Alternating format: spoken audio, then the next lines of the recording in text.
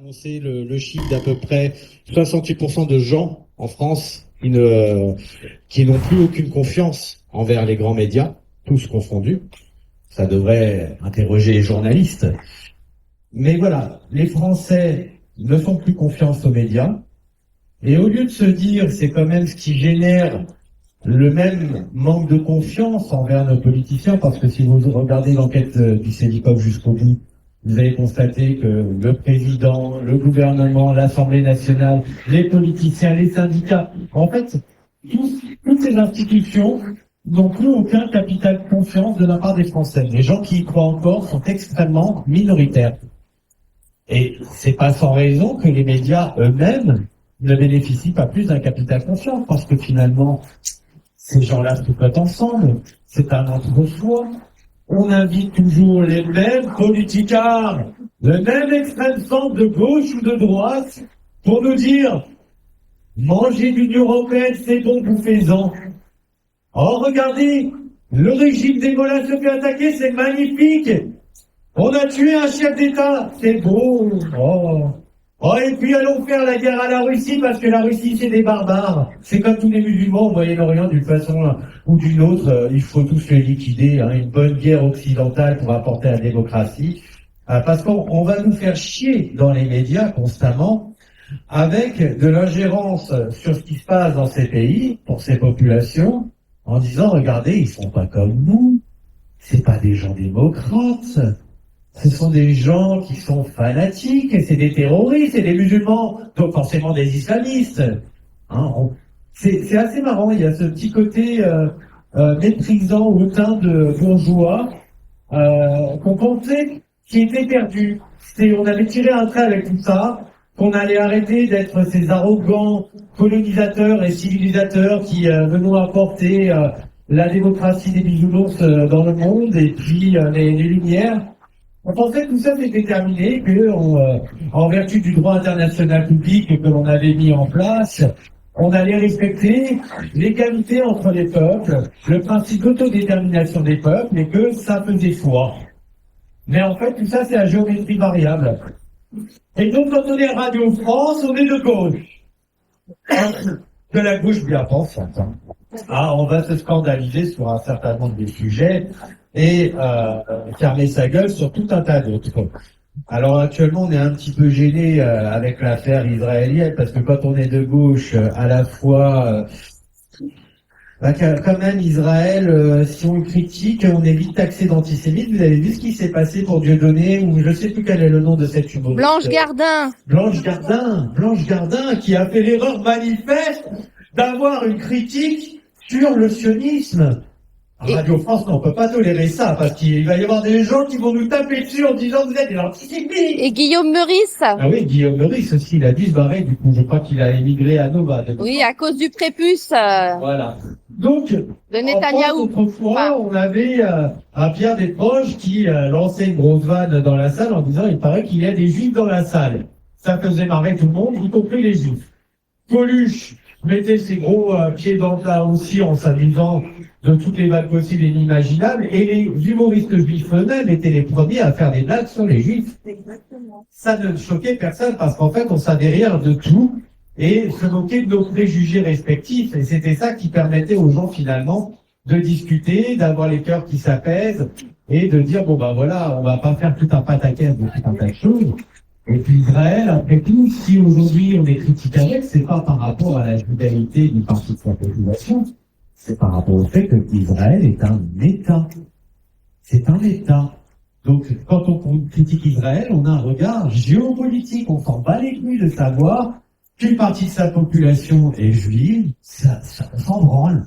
On s'en branle totalement. Alors oui, on peut nous dire attaquer Israël, c'est être antisémite. Mais non, en fait, attaquer Israël sur ce qu'elle fait en Palestine, ou sa prise de contrôle du Golan dont on ne parle plus, ses bombardements au Liban, ou son attaque récente contre l'Iran, État souverain qui ne lui a rien fait, c'est pas avoir un discours antisémite que de dire en fait c'est une violation manifeste du droit international public, et on peut même qualifier certains actes guerriers d'Israël comme des génocides. ce qui s'est passé à Gaza, c'est un génocide au regard du droit international. Et ça n'est pas de l'antisémitisme que de dire. Donc, vous voyez, à Radio France, on est un peu gêné avec cette affaire parce que quand on est de gauche, eh bien, il faut donner des gages de ces valeurs, de ces bonnes valeurs. Et donc, il faut faire très très attention à ce que l'on dit.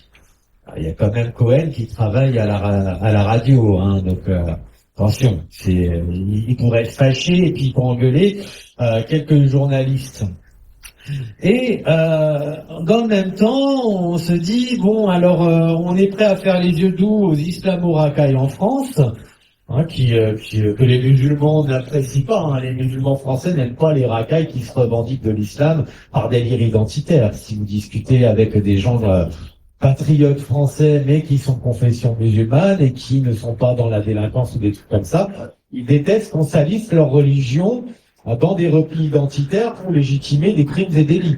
C'est un truc assez bizarre. Mais à gauche, il faut quand même essayer de faire un petit amalgame foireux entre le fait que si jamais on dénonce les problèmes d'insécurité dans les ghettos avec des racailles ou c'est lié à l'immigration, ce serait quand même s'attaquer au monde musulman, qui n'a rien à voir. Par contre, si on bute un ayatollah, un chef spirituel en Iran, ou qu'on attaque le Hamas, qui effectivement est d'obédience musulmane, mais ils résistent avec ce qu'ils peuvent au Moyen-Orient, et ils sont majoritairement musulmans là-bas.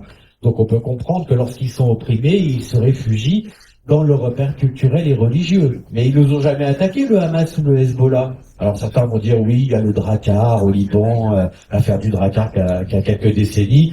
Bon, c'est un peu vieux. Depuis, le Hezbollah, il n'a fait qu'une chose, c'est défendre le territoire libanais. Donc, nous, on n'a pas à se mêler de savoir si leur résistance armée, qui est tout à fait légitime et qui répond du droit de résistance à l'oppression, répond de critères religieux ou pas.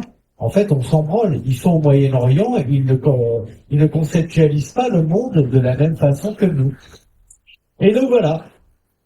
À Radio France, on est gêné un peu avec les affaires géopolitiques parce que d'un côté, il faut taper un peu sur les musulmans et en même temps, les ayatollahs, le Hamas, etc.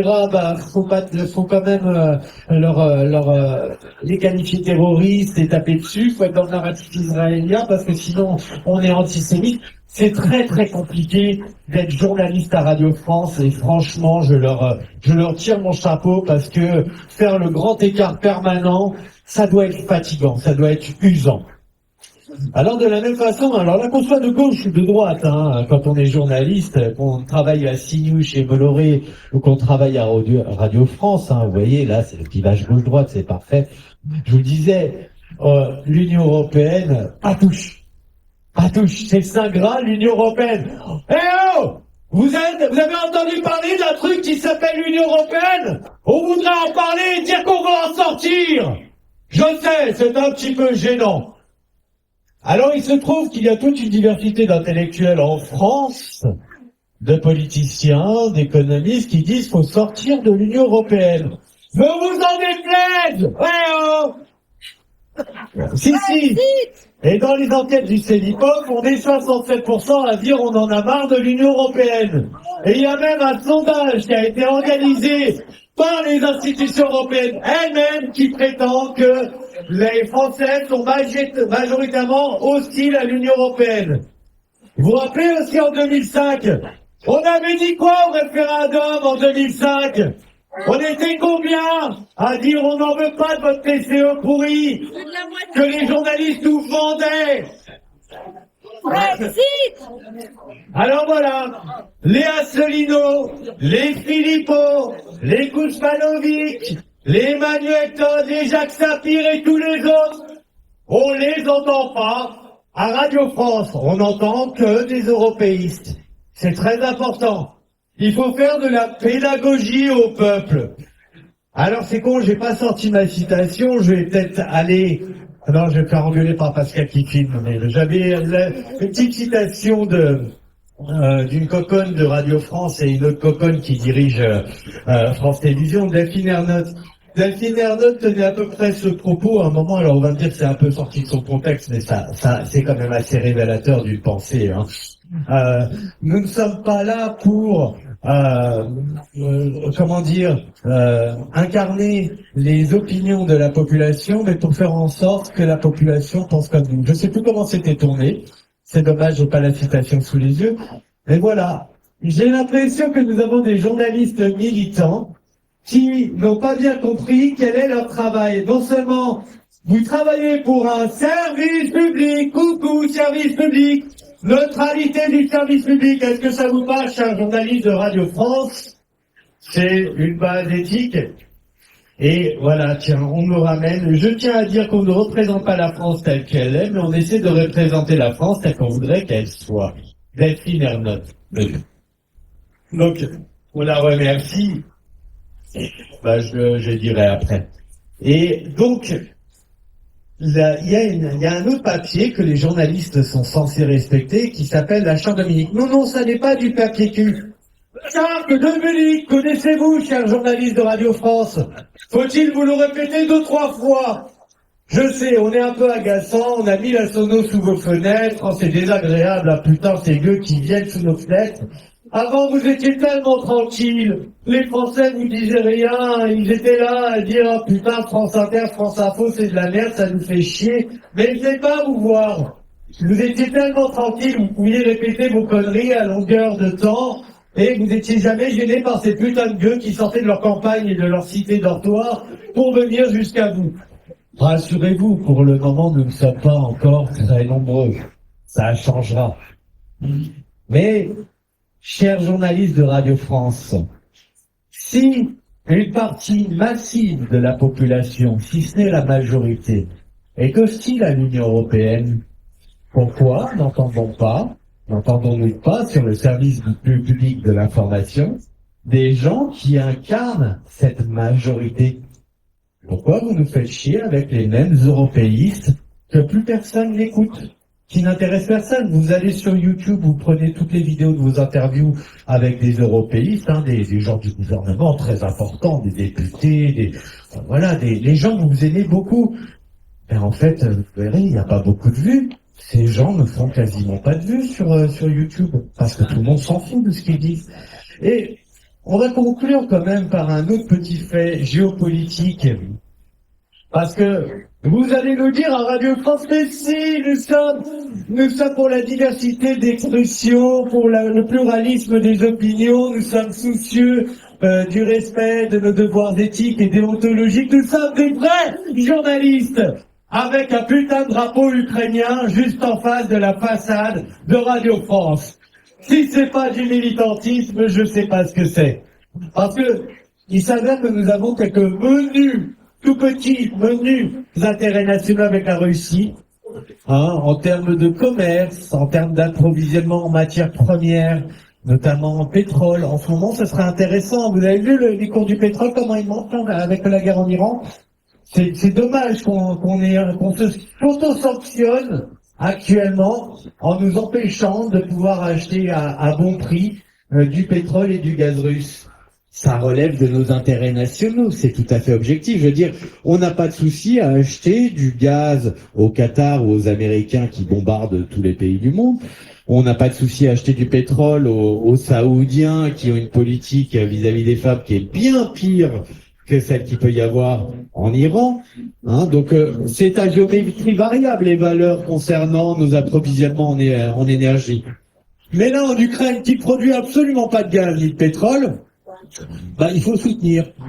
L'Ukraine, pays ultra corrompu, avec des bandéristes qui ont pris le contrôle du pays en 2014 avec le plein soutien des Américains, de la CIA, de Victoria Nuland, des gens que vous ne connaissez pas. Je pense que vous avez jamais entendu parler de ces gens-là. Victoria Nuland, je vous le répète, Victoria Nuland, vous pourriez en parler. Elle a dit des choses très intéressantes en 2014, elle était partie en Ukraine. Ça vous intéresse d'en parler? Non, il faut juste nous dire, Poutine il est méchant. Un jour en 2022, il s'est réveillé du mauvais poil, il a dit tiens, je vais agresser l'Ukraine parce que je suis très très méchant. C'est ça votre narratif débile. En fait, au lieu de nous expliquer la genèse d'un conflit et qu'est-ce qui accule un pays à la guerre, vous êtes en train de nous dire, en fait, il y a les méchants d'un côté et les gentils de l'autre. Oh, mais c'est magnifique, votre monde. Il n'y a plus besoin de réfléchir, il n'y a plus besoin d'avoir une pensée un petit peu critique, rationnelle. Je vous rappelle qu'il y a un mec qui s'appelle Jacques Beau, il a été sanctionné par votre Union européenne, chérie. Le gars, il est suisse, c'est un ancien des renseignements, et il est neutre, hein. Lui, c'est vraiment un neutre. On peut même dire qu'il est pro-Ukraine dans sa façon de poser la question. Mais voilà, le mec, il apporte juste des faits, ce que vous n'êtes pas foutu de faire. C'est la chronologie des faits. Et parce que il dit les faits, on l'accuse d'être pro-russe. Ben écoutez, ça voudrait dire donc que les Russes disent la vérité. C'est ça que vous sous-entendez? Et c'est pour ça que vous êtes gêné avec l'idée de pouvoir laisser par exemple des gens qualifiés de pro-russes, ouvrez les guillemets, contre des pro-ukrainiens. Parce que Nicolas Tenzer, par exemple, vous l'invitez constamment, et vous êtes d'accord avec lui, il n'y a jamais quelqu'un qui est hostile à ses idées qui va se confronter à lui. Hein, des gens qui défendent les Zelensky, ce gouvernement de corrompu, d'extrême droite, ça vous dérange pas. Donc, moi, je voudrais savoir pourquoi vous, fiers journalistes, si arrogants, si pénétrés de votre neutralité, de vos devoirs éthiques et déontologiques que vous respectez, vous qui dites on ne se censure pas, on n'est pas censuré, on est libre de ton, et puis on est pour le pluralisme des opinions, comment se fait-il qu'il y a un putain de drapeau ukrainien devant votre façade? Est-ce que ce serait pas un parti pris? Est-ce qu'on est obligé de supporter ce putain de drapeau ukrainien? Moi, je suis français, je suis pas européen, je suis pas ukrainien, je suis rien tout ça. Et j'estime que j'ai le droit d'être informé loyalement, d'avoir tous les points de vue contradictoires à égalité de traitement. Et vous savez quoi, chers journalistes de Radio France? C'est pas fini pour vous, parce qu'aujourd'hui, c'est une petite journée, mais il y en aura des bien plus grosses qui interviendront où on sera des milliers. Et là, je vous assure que vous chierez dans votre froc et que vous ferez tout pour qu'on parte. Tout. Tout. Parce que vous serez tellement flippés à l'idée que les choses puissent, comment dire, déborder, sortir du cadre, parce qu'on n'aura plus aucun contrôle sur des milliers de personnes, nous sommes bien d'accord. Là, on est quelques dizaines, c'est peinard, c'est gentil, vous pourriez venir boire le café avec nous, ça se passerait très gentiment, on discuterait très paisiblement avec vous, en réalité. Parce que lorsqu'on sera des milliers devant Radio France, vous pensez que ça se passera de la même façon? Donc réagissez maintenant. Je vous remercie pour votre attention et si quelqu'un veut prendre le micro et faire valoir sa façon de penser sur le travail de Radio France, c'est le moment où je l'ai.